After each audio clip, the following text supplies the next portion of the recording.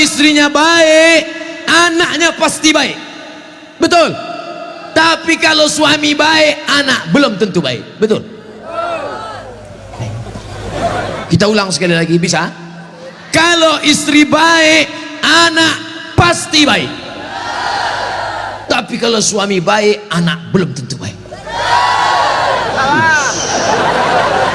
Mana contohnya? Nabi Nuh alaihi salam. Nabi Nuh itu baik apa enggak baik? Baik, tapi anaknya anak durhaka, namanya Kan'an, gara-gara istrinya tidak baik. Makanya bapak, kalau istri bapak tidak baik, oh, inilah. Kalau dia tidak baik, belajar kepada ibu-ibu di kota Waringin Barat yang sudah baik, bah. Ajak kursus kemarin. Ini orang baik-baik semua nih. Suaminya tidak baik, namanya Azar, tapi anaknya justru jadi orang baik. Siapa anaknya? Ibrahim. Ibrahim itu bapaknya tidak baik, tapi emaknya perempuan yang baik. Akhirnya apa yang terjadi? Anaknya menjadi anak yang baik. Anak yang baik. Makanya ibu, kalau ada suami ibu yang agak-agak seperti Fir'aun, sabar-sabar. Pulang dari sini, bang, insya Allah aku tetap sabar bersamamu, bang, sampai kau ditenggelamkan di Laut Merah, bang. Karena kata Ustadz Somad tadi, insya Allah anakku akan menjadi baik. Suami ibu boleh jadi tak baik, boleh jadi dia perampok, boleh jadi pecandu narkoba, boleh jadi dia sakau, tapi ibu masih ada satu harapan. Anak yang ibu kandung, anak yang ibu didik, anak yang ibu berikan akhlakul karimah, dia yang akan menjadi pelindung penaung. Di tengah malam dia akan berdoa, Rabbighfirli wali walidayya warhamhuma kama rabbayani shaghira. Maka ibu jangan berputus asa. Kadang banyak ibu-ibu ini putus asa, pulang ke rumah suami selingkuh, mabuk, langsung pergi ke kamar mandi, minum teh botol. Minum super pel, nggak mati. Seminggu setiap ngomong bubuih.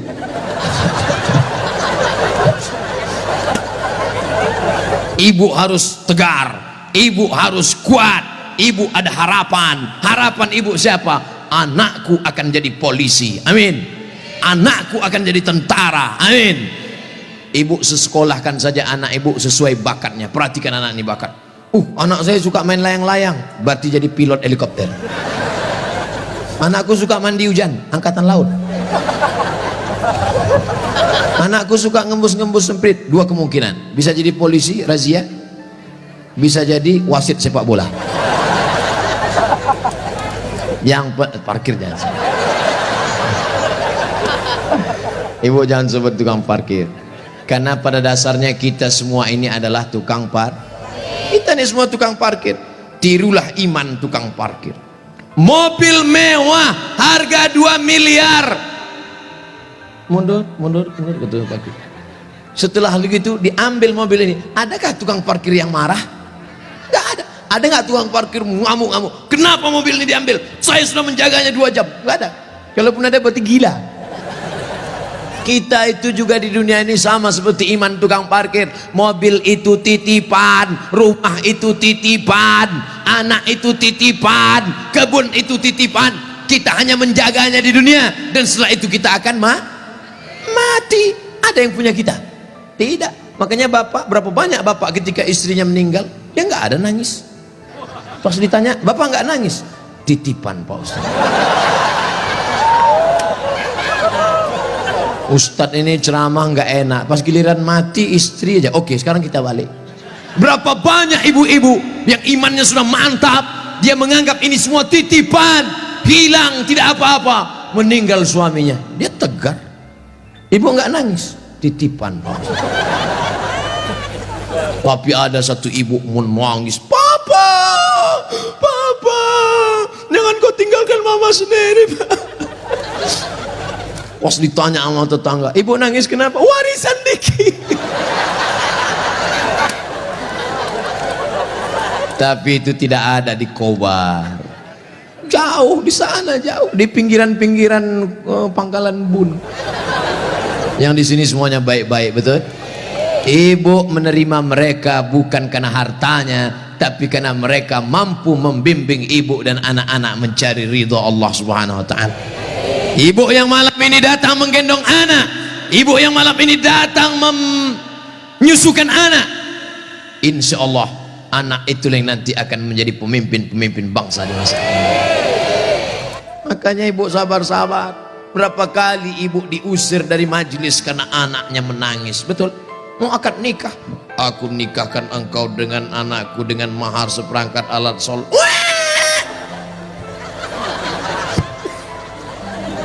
Berapa kali di majelis kematian ibu diusir, betul? Ada orang kaya meninggal, datang anaknya, mantunya, cucunya pakai baju hitam semua, nama kelompoknya Men in Black. Sudah siap-siap mau menangis bersandiwara. 1, 2, 3. Rupanya anak ibu lebih kuat lagi nangisnya. Akhirnya tuan rumah marah, pergi pulang bawa anak.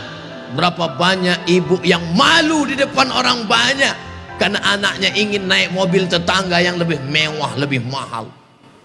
Tapi hari ini kesedihan ibu terbayar karena anak ibu adalah anak-anak yang soleh. Siapa yang lebih berbahagia, ibu apa bapak? Kan ibu bisa ngandung karena mereka kan. Sekarang saya tanya, siapa yang paling berbahagia, ibu atau bapak? Mereka tetap bertahan, pak. Bapak ibu yang dimuliakan Allah Subhanahu wa taala, siap menjaga persatuan? Jaga persatuan, karena negeri yang kita bangun dengan indah ini akan jadi hancur berkeping kalau tidak ada persatuan dengan kesatuan, betul? Maka persatuan ini sama seperti tiang gawang. Kok Ustaz tiba-tiba ingat tiang gawang? Itu tiang gawang, itu tiang gawang. Ibu jaga gawang, jangan sampai kebobolan. Bapak striker, penyerang. Papa silakan kau pergi sejauh mata memandang, tapi di hari petang kau harus membawa uang. Untuk apa? Untuk anak-anak kita, supaya dia tidak makan riba, makan haram. Striker tidak pernah diejek oleh kiper. Kiper tidak pernah marah-marah. Apa kata kiper? Hei striker, kok enak aja di sana, tolong gantian kau jaga sini. Tidak ada, karena mereka sudah siap bagi-bagi bagi tugas. Ceramah di tanah lapang, Ustaz Somad. Ceramah di stadion, Ustaz Somad. Ceramah di TV, Ustaz Somad. Ceramah di YouTube, Ustaz Somad. Tapi yang ngajar di pesantren, yang ngajar di ma'had, yang ngajar di sekolah, para habaib dan ulama, kami udah bagi-bagi tugas. Makanya Habib ulama nggak pernah ngejek. Apa itu Somad itu? Ceramahnya di lapangan aja. Apa itu Abdul Somad itu? Ceramahi ibu-ibu aja. Ustaz gatal. Kan kita udah bagi-bagi tadi. Makanya nonton jangan sepotong-sepotong. Kesana 45 menit, kesini 45 menit, belum, sebentar lagi habis. Masya Allah, tabarakallah, masih lama rupanya. Saudara yang dimuliakan Allah Subhanahu wa taala, di tempat laki-laki Abdul Somad bicara 3 bersama, jaga persatuan kesatuan. Yang kedua, ramaikan masjid dengan sholat berjamaah. Yang ketiga, makmurkan masjid dengan belajar agama, fikih, hadis, tafsir. Siap mengamalkan yang 3? Yang perempuan, yang pertama, ibu jangan sedih, ibu jangan depresi, hadapi masa depan. Didik anak-anak menjadi anak-anak yang soleh dan solihah. Ada pondok pesantren di Kobar, tamat SD. Sebelum SD jangan sedih, kasihan. Ingusnya 12. Kalau 11 itu biasa, bengkok. Belum sampai hati. Ustaz Somad dulu pesantren, saya masuk pesantren tamat SMP, kegedean. Yang paling bagus tamat SD, masuk pesantren. Siap memasukkan anak ke pesantren tamat SD? Janji? Ibu ingat, ibu punya uang banyak, belikan dia gadget, belikan dia motor, belikan dia mobil. Dia kaya, dia banyak uang, dia ganteng, dia cantik, tapi dia sakau, gemetar, sakit, gak ada gunanya. Makanya benteng terakhir menjaga anak-anak kita adalah pondok pesantren. Tapi pesantren ini kadang-kadang nasib bak kerakap tumbuh di batu, hidup segan mati tak mau. Santrinya 1000, WC-nya 10. Ngantrilah santri-santri, wajahnya biru, menahan serangan.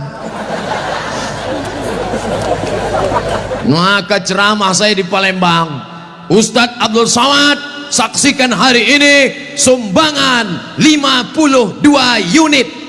52 unit apa Kiai? WC. Mantap, bagus, itu yang perlu. Maka yang kaya-kaya datang besok pondok pesantren. Nggak ada gunanya pengajian banyak-banyak, mubazir. Innal mubazirina kanu ikhwana syayatin. Orang mubazir saudara setan. Kalau ada orang kaya tidak peduli pesantren, kalau ada orang hebat pejabat tidak peduli pendidikan agama, mubazir. Setan tidak menggoda dia lagi. Pas setan menggoda, ayo masuk neraka, kata setan, nggak usah bro, dia saudara kita. Hai bro, kata. Oleh sebab itu maka pertama yang ingin disampaikan Abdul Somad khusus kepada ibu-ibu, jangan pernah bersedih hati. Masa depanmu ada pada anak-anak, tataplah mereka masa depan, tapi tentu dengan bahasa ibu. Bahasa ibu paling ngerti dengan anak. Jangan pulang dari sini anaknya dikumpul semua assalamualaikum, nggak mesti diceramahi.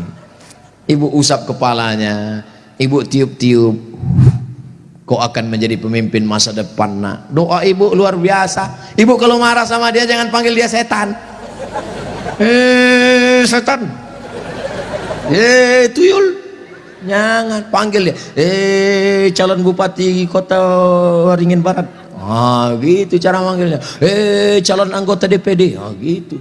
Insya Allah dia jadi nanti, insya Allah. Amin. Warna ibu mulutnya luar biasa, berbisa bu. Ibu ngomong salah saja diaminkan malaikat. Maka jangan pernah bicara yang tidak baik, bicara yang baik-baik. Sampai ada seorang laki-laki di zaman Bani Israel sebelum Nabi Muhammad SAW, namanya Juraij. Siapa namanya? Juraij. Ada orang Pangkalan Bun namanya Juraij? Belum ada. Nah, ibu yang hamil-hamil nanti kasih nama anak Juraij. Hai Juraij. Kepala sekolah salah tulis George. Ibunya lewat di depan tempat ibadah Juraij. Apa kata ibunya? Ya Juraij. Juraij merasa Tuhan lebih mulia. Aku tidak perlu menyambut panggilan anak. Aku tidak perlu menyambut panggilan ibuku. Dipanggil kedua kali, ya Juraij. Juraij mengatakan, Tuhan lebih mulia, ngapain aku menyambut ibuku? Panggilan yang ketiga, ya Juraij. Anaknya tidak menyambut juga. Akhirnya tercetus dari mulut ibunya. Apa kata ibunya? Allahumma la tumithu hatta turihi wujuhal mumisat.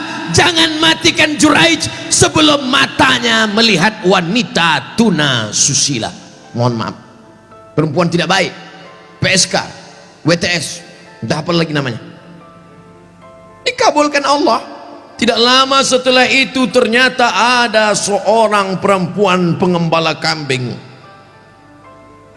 hamil bukan kenyang, hamil. Ditangkap, ditanya, hei perempuan, siapa suamimu? Siapa yang menghamilimu? Perempuan itu menjawab, Juraij. Yang menghamili saya adalah Juraij. Kira-kira masuk akal nggak Juraij menghamili perempuan yang nakal ini? Tidak, bukan dia, tapi fitnah. Dipertemukan Juraij dengan perempuan nakal. Rupanya Allah hanya ingin mengabulkan doa si ibu. Kata si ibu, jangan matikan Juraij sebelum matanya melihat wanita tuna. Akhirnya matanya memang betul-betul melihat wanita tuna susila. Melihat, padahal tidak mungkin ahli ibadah ketemu dengan wanita tuna susila. Kalau Satpol PP ketemu wanita susila memang bisa. Razia maksudnya. Mohon maaf Pak Satpol PP. Ini Juraij, orang soleh. Akhirnya ketemu, mengaku, siapa yang menghamilmu? Ini Juraij. Ditangkap Juraij, difitnah Juraij. Ternyata kau jahat Juraij, kerjamu ibadah, rupanya pekerjaanmu di balik ini semua menodai pengembala kambing. Dihancurkan tempat ibadahnya, hancur berkeping. Kata Juraij, jangan bunuh aku sebelum anak ini lahir. Setelah anak itu lahir, ditusuk Juraij pakai pusar, pakai telunjuknya, tusuk. Juraij bertanya kepada anak yang baru lahir itu, "Who is your father?" Itu bahasa Pangkalan Bun. "Siapa bapakmu?" Anak itu menjawab, "Ra'il ghanam, koboi. Bapak saya adalah pengembala kambing." Akhirnya mereka cium kaki Juraij, mereka bangunkan tempat ibadah Juraij dari emas. Juraij tersenyum. Ini skenario Allah hanya ingin menunjukkan betapa makbulnya doa seorang. Kira-kira ibu bisa nggak menceritakan itu ke anak cucu ibu nanti? Nggak usah dihafal, hidupkan aja MP3-nya. Cari nanti Abdul Somad Pangkalan Bun, Abdul Somad Official, subscribe, like, and share. Anakku, kau jangan melawan ibu nak, karena kalau ku katakan kau jadi katak, kau langsung jadi hantu. Nih ceramah Ustadz Somad tadi malam, dengar baik-baik. Gimana? Iya mah, itu insya Allah ibu anaknya semua baik-baik ya. Yang lalu-lalu apa boleh buat tai kambing bulat-bulat. Nasi sudah jadi tai ayam. Nasi tidak bisa kita rubah lagi, Bu. Tapi yang akan datang kita perbaiki. Cucu-cucu yang sudah lahir, sudah besar, nggak bisa lagi. Tapi ibu punya anak perempuan, kasih tahu sama anak perempuan ibu, kamu kalau hamil banyak-banyak baca sholawat. Kalau hamil kata kiai, kata Habib, banyak-banyak baca surat Yusuf nak. Tapi dia salah sangka, disangkanya kalau baca surat Yusuf anaknya ganteng macam Nabi Yusuf. Pas lahir hitam pesek pendek. Wah kiai, Habib, kenapa anak saya begini? Kiai sama Habib nggak marah, mereka nggak pernah marah. Kenapa anak saya begini? Saya susah baca surat Yusuf. Kenapa anak saya nggak ganteng seperti Nabi Yusuf? Sama suami ente mana?